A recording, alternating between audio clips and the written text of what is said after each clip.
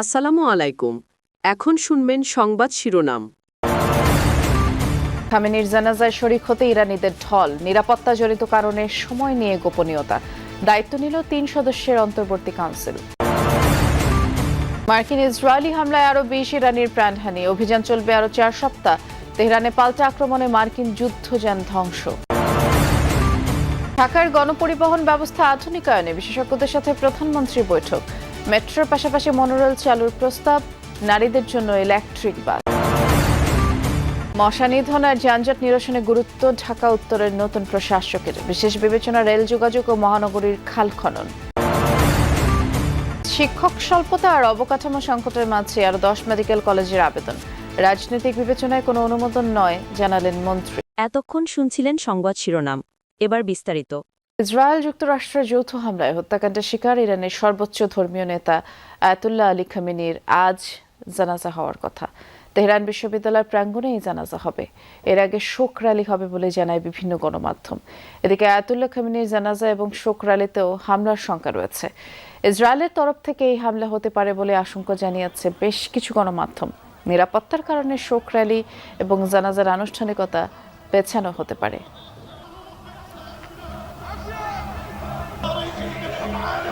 শাসনভার গ্রহণ করেছে অন্তর্বর্তী কাউন্সিল। সংবিধান অনুযায়ী পরবর্তী সর্বোচ্চ নেতা নির্বাচিত না হওয়া পর্যন্ত রাষ্ট্রীয় কাজ পরিচালনা করবে এই পরিষদ। 3 সদস্যের কাউন্সিলে রয়েছেন প্রেসিডেন্ট মাসুদ পেজেশকিয়ান, প্রধান বিচারপতি গোলাম হোসেন মোহসেনি, ধর্মীয় নেতা আহমদ আলী আরাফি। কাউন্সিলের নেতৃত্বেই পরবর্তী সর্বোচ্চ নেতা নির্বাচনের কাজ চলবে এবং কাউন্সিলের ডাকা বিশেষ অধিবেশনে বিশেষজ্ঞ প্যানেলের ভোটাভুটির মাধ্যমে নির্বাচিত হবেন সর্বোচ্চ নেতা। তবে যুদ্ধ পরিস্থিতিতে অধিবেশন আয়োজন সম্ভব হবে কিনা তা নিয়ে সংশয় রয়েছে।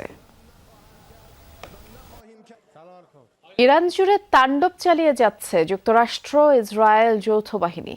মুহুর্মুহু বিস্ফোরণে রাজধানী তেহরান কাঁপছে। অভিযানের টার্গেট রাষ্ট্রীয় টেলিভিশন, পুলিশ স্টেশন সহ বহু সামরিক স্থাপনা। হামলার শিকার আবাসিক এলাকা, এমনকি হাসপাতালও। রাজধানীর নীলুফার স্কয়ারে চালানো হামলায় 20 জনের বেশি মানুষ নিহত হয়েছে। ইরানের সামরিক স্থাপনা লক্ষ্য করে চলছে একের পর এক বিস্ফোরণ। মুহুর্মুহু হামলা আর তীব্র শব্দে কেঁপে উঠছে চারপাশ। রোববার রাতে তেহরানের পূর্বাঞ্চলে চলে ধ্বংসযজ্ঞ। এর আগে সন্ধ্যায় ইরানের রাষ্ট্রীয় টেলিভিশনের কার্যালয় লক্ষ্য করে চালানো হয় ব্যাপক হামলা।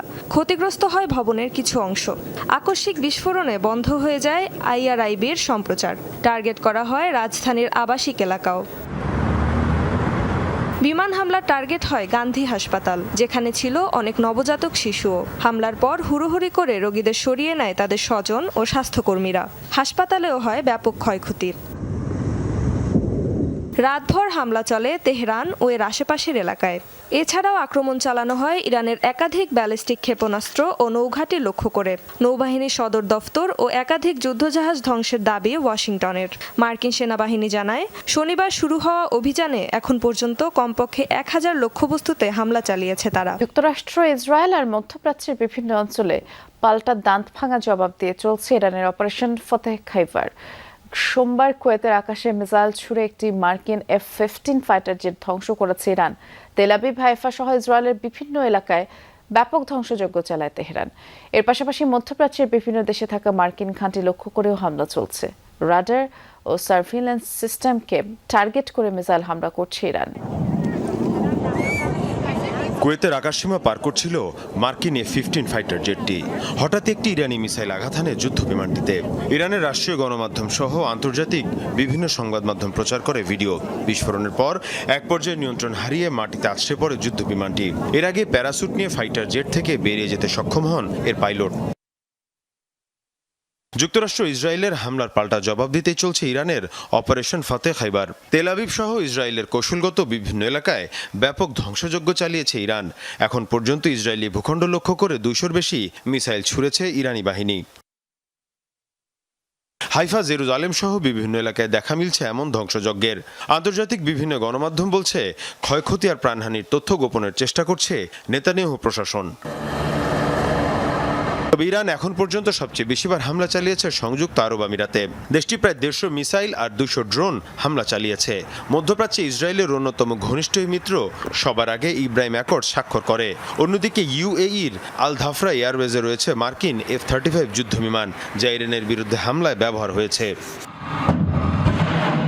ইরানের প্রথম 2 দিনের হামলার লক্ষ্যবস্তু ছিল মধ্যপ্রাচ্যের বিভিন্ন দেশে থাকা রাডার সিস্টেমের মতো মার্কিন সার্ভেইলেন্স ইকুইপমেন্ট, যেগুলোকে যুক্তরাষ্ট্র এবং ইসরায়েলের জন্য আর্লি ওয়ার্নিং সিস্টেম বলা হয়ে থাকে। এই সতর্কতা ব্যবস্থা ধ্বংস করতে পারলে লক্ষ্যবস্তুতে আঘাতের পরিধি বেড়ে যাবে ইরানের। বাহরাইনকে বলা হয় মধ্যপ্রাচ্যে মার্কিন সামরিক শক্তির কেন্দ্র। সেখানে থাকা মার্কিন নেভাল বেজ এবং অন্যতম শক্তিশালী রাডার সিস্টেম ধ্বংস করেছে ইরান। এরই মধ্যে দেশটিকে লক্ষ্য করে 60টি মিসাইল আর 34টি ড্রোন ছুড়েছে IRGC।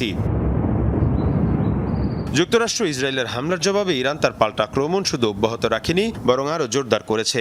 সর্বোচ্চ ধর্মীয় নেতা খামেনির মৃত্যুর পর পরিবর্তন আনা হয়েছে যুদ্ধের কৌশলে। যুদ্ধের নেতৃত্বে আনা হয়েছে বিকেন্দ্রীকরণ, অর্থাৎ একটি নির্দিষ্ট কমান্ড সেন্টারের পরিবর্তে বহুমুখী নেতৃত্বে চলছে হামলা, যাতে একটি অংশ ক্ষতিগ্রস্ত হলেও বাকিরা চালিয়ে নিয়ে যেতে পারে লড়াই। যুক্তরাষ্ট্রের সাথে কোনো ধরনের আলোচনায় বসবে না ইরান, সাফ জানিয়ে দিলেন ন্যাশনাল সিকিউরিটি কাউন্সিলের সেক্রেটারি আলী লারিজানি।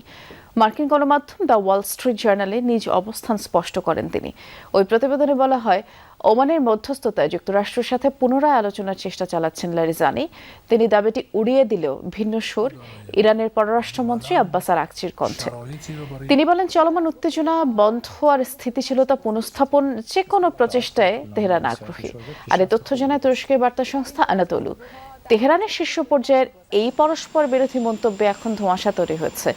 অন্যদিকে মার্কিন প্রেসিডেন্ট ডোনাল্ড ট্রাম্পও দাবি করেন ওয়াশিংটনের সাথে আলোচনায় আগ্রহের কথা জানিয়েছে ইরান। ইরানের সামরিক অভিযান চালাতে যুক্তরাষ্ট্রকে চাপ প্রয়োগ করেছিল ইসরায়েল ও সৌদি আরব, আর এ কারণেই শান্তি আলোচনার মধ্যেই হামলার সিদ্ধান্ত নেয় ট্রাম্প প্রশাসন। বিষয়টির সাথে সংশ্লিষ্ট 4 জন মার্কিন কর্মকর্তার বরাতে বিস্ফোরক এই তথ্য জানিয়েছে মার্কিন গণমাধ্যম দ্য ওয়াশিংটন পোস্ট। তাদের দাবি, নেতানিয়াহু প্রকাশ্যে আর সৌদি যুবরাজ সালমান গোপনে ট্রাম্পকে সামরিক হামলার আর্জি জানাতেন।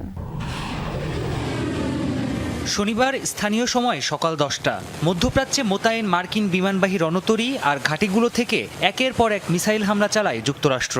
টার্গেট করে হত্যা করা হয় ইরানের সর্বোচ্চ নেতা আয়াতুল্লাহ খামেনি সহ শীর্ষ নেতাদের। হামলার পর মার্কিন প্রেসিডেন্ট ডোনাল্ড ট্রাম্প জানান, ক্রমেই যুক্তরাষ্ট্রের জন্য নিরাপত্তা ঝুঁকি হয়ে উঠছিল ইরান। তবে 4 জন মার্কিন কর্মকর্তার বরাত দিয়ে ওয়াশিংটন পোস্ট জানিয়েছে, আগামী দশকের মধ্যেও যুক্তরাষ্ট্রে হামলা চালানোর সক্ষমতা তৈরি হতো না ইরানের। আর এই গোয়েন্দা তথ্য আগেই হাতে পেয়েছিলেন ট্রাম্প। প্রশ্ন উঠেছে, তবে কেন শান্তি আলোচনার মধ্যেই ইরানে হামলা চালালো যুক্তরাষ্ট্র? ওয়াশিংটন পোস্টের ওই প্রতিবেদনে দাবি করা হয়, ইরানে হামলা চালাতে দীর্ঘদিন ধরেই চাপ প্রয়োগ করে আসছিল যুক্তরাষ্ট্রের 2 মিত্র ইসরায়েল ও সৌদি আরব। প্রকাশ্যেই ট্রাম্পকে ইরানের হামলার আহ্বান জানাতেন ইসরায়েলের প্রধানমন্ত্রী বেনিয়ামিন নেতানিয়াহু। অবশ্য সৌদি আরবের অবস্থান নিয়ে ধোঁয়াশা এখনও কাটেনি। ইরানে হামলায় দেশটির ভূখণ্ড ব্যবহার করতে দেয়া হবে না বলে ঘোষণা দিয়েছিলেন সৌদি যুবরাজ মোহাম্মদ বিন সালমান। তবে মার্কিন কর্মকর্তাদের দাবি, বিগত কয়েক মাস ধরে এ নিয়ে ফোন কলে ট্রাম্পের সাথে কথা বলেন সৌদি যুবরাজ। জানান, ইরানে সামরিক অভিযানের আর্জি।